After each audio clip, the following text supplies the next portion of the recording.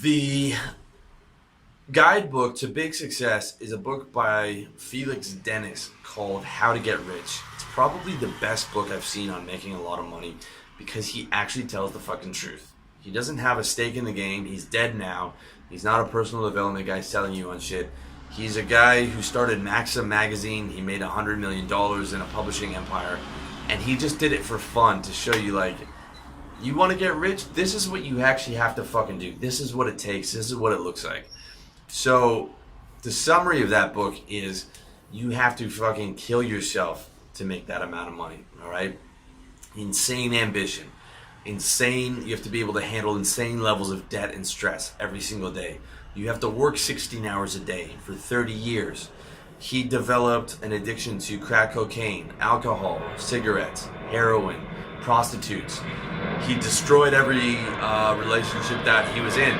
He was not able to manage a family because the massive amount of stress that he was under had him self-medicate in all these different ways to cope with the stress, all right? And I can understand that on some level because whenever I try and work an insane amount, I start the bad habits start rearing their back head. Okay, so if I'm trying to work 15 hours a day, which I don't do anymore, there goes the junk food, and then I start drinking more because you are not getting that pleasure and you're not getting that release, so you have to chase harder and harder things to get it because you're fucking killing yourself. And you're thinking like, and your thinking goes all about work. So you're thinking like, well, as long as the work gets done, I can drink a bit more. I can have this food. Or for him, it was like do heroin and crack cocaine and prostitutes and shit. That's what it took for that guy to get to that level of success. I guarantee you that every guy who works those amount of hours has some major bad habits. It's impossible not to. It's impossible to just whip yourself like a dog and not pay for it in some way, right? You pay for it with your health, you pay for it in your relationships, you pay for it with the bad habits you develop. That is part of the cost of being a boss. Pay for it with your fucking stress levels and your blood pressure. I mean, Felix Dennis is dead now. He died a few years after he wrote that book. I think he was only in his 60s, all right? And that was after he'd retired for 5 to 10 years to, relax and write poetry, which he seemed like he enjoyed a lot more than that relentless chase of money that he talked about. In fact, he even said in the book he would give up all his money and everything that he ever worked for to go back to being 25 and being able to do it again with health and wealth and all that, and not have had multiple heart attacks from being a crack addict and health problems and shit. So like that's what you got to take into account. Are you that type of guy? Are you willing to fucking sacrifice all that shit to make that $100 million? Are you a guy like Elon Musk who says that the point of life is to work every single minute of every single hour? Are you able to compete with a guy who is working every single minute of the day and wants to work every single minute of the day? I couldn't do that. I wouldn't want to do that. That would not make me happy. Not only am I not smart enough to compete with that guy, but that level of work ethic would be insane to me. I would be miserable. All right? To me, that is not a normal human being. You have to be an abnormal human being to be able to take on that kind of a fucking workload. It's something you got to recognize when you're modeling people. All right? Very, very important. Very important. So, okay, now let's bring it down to more real world success. And I'm going to give you some examples of guys who are under 40, corporate world, who are making 200K plus, all right? The most successful guys I know under 40 are still in the corporate game. Those of you guys who are familiar with my stuff, I don't recommend working in the corporate world because it's fucking shitty, all right? You have a job, it's shitty, you have a boss. It's not a fun life. You can take it from me. I've spent the better part of a decade in there before I got out. However, the guys I know who are high level in the corporate world actually make more than the guys I know who have their own business. However, the guys who have their own business are a lot happier. With that said, real world success under 40, we're talking about 200K or 200K plus. Now, I've met guys in the corporate world who I sold to, like clients that I sold to, who had their own business, who were doing $1 million a year. Guys who had their own insurance company and stuff like that. But they were in their mid 50s to 60s. So I'm talking about for you guys under 40. My range in these videos is guys 18 to 35, 200K plus. If you're not sold on getting out of the corporate world, okay, here's the successful guys that I've seen. All right, 5 guys. One guy was a commercial currency broker that I worked with. He was the best guy in our branch. Our branch did about 5 million. He took home about 250 grand of that, but he probably did $1.5 million in revenue for the branch. He brought in that $1.5 million in revenue by himself. Okay, so this guy was the best salesman in the branch, one of the top guys in the company. If you're one of the top guys in a mid-sized firm, you're going to be doing 200 to 400K. I know the guys at Salesforce, the top salesmen there, were doing 400K. All right, so that's one guy. He's a sales guy. The other guy was a branch manager that I worked for. Now, he was technically a 50% owner of that branch. He bought in, so he's making a bit more. But he's still at a boss, and our branch was still technically under the wing of that other company. And again, that was in advertising. Our branch did similar numbers to my commercial currency branch. So it did about 5 million a year, that branch. And he, as the branch manager, probably took home about 250 to 300K a year. But again, working an absolute ton, a lot of stress, all that stuff.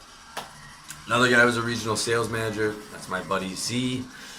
He's still doing 250K, and the way he got there was one of the top commercial currency brokers, worked his way up to branch manager, and then worked his way up to regional sales manager for North America. And the way he did that was by hitting his fucking targets every month. He hit his targets in sales, he hit his targets as a branch manager, his targets as a regional sales manager.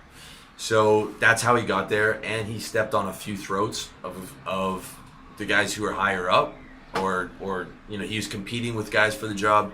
He played the corporate game and stepped on a few throats of guys who were trying to fuck with him and compete with him.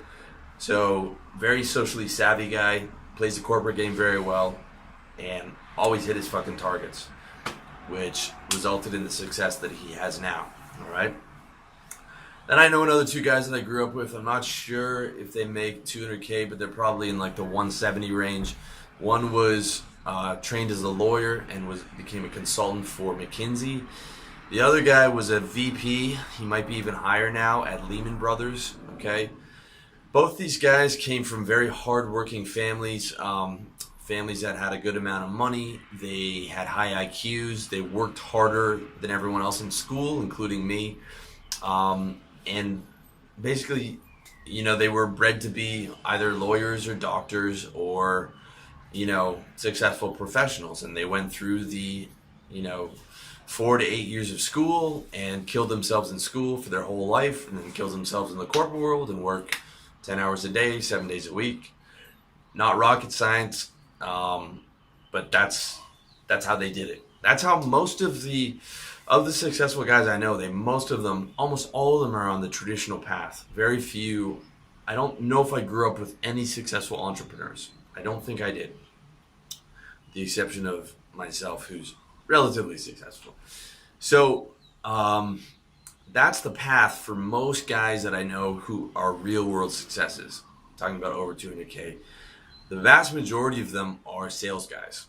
Like I said, sales is the most important skill. In my book, How to Sell, I teach you how to sell. I teach you how to get into the corporate game, stack your cash, get out, build a service-based business. Or, if you want, you can stay on and move up. But I don't recommend it. I don't recommend that model because it's not fun. It's not fun having a boss. It's not fun working 10 hours a day. It's not fun having to bring in $1.5 million in fucking revenue just to keep your fucking job, dealing with all kinds of stress from upper management and shit. It's not a fun way to do it.